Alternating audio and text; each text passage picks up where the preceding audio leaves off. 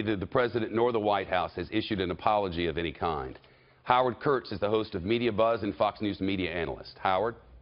Shep, it seems to me that this is a punch. You know, the White House is trying very hard to portray the President as a counter-puncher, but this is a punch that has actually wounded himself. Because when you look at this and the fact that it is soaking up so much media oxygen today, sure, it is fair to point out that Joe Scarborough and Mika Brzezinski, the engaged couple on MSNBC's morning show, have been relentlessly personal in calling the President a liar, mentally ill, a thug, and all of that. But it doesn't matter. He is the President of the United States. They are cable news commentators. And where does this go from here? Historically speaking, has there ever been anything like this? And what responsibilities does the White House have to come forward, apologize, and try to make amends?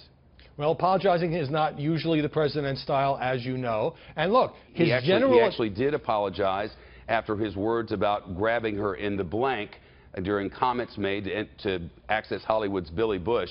He actually issued a video apology in that particular instance.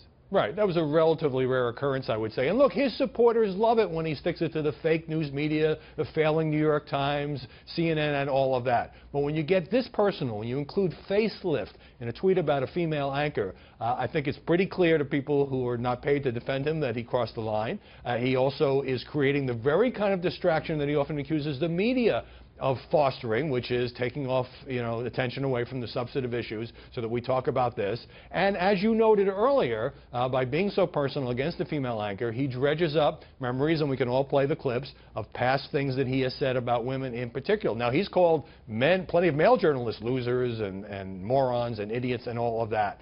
But for the President to say, for the Sarah Huckabee Sanders to say the President was bullied, I mean, he's the President. He could look beyond this. He doesn't have to respond to every slight on cable news. He has chosen to engage, and that's why we're talking about this right now.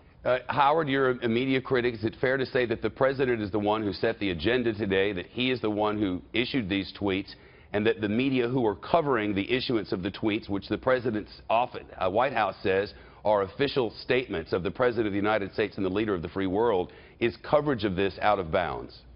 There is plenty to blame the media for in terms of coverage of this President. I think it has been largely, sometimes overwhelmingly negative. But when he initiates, and yes, he was responding to their insults on the air, but again, he sits in the White House.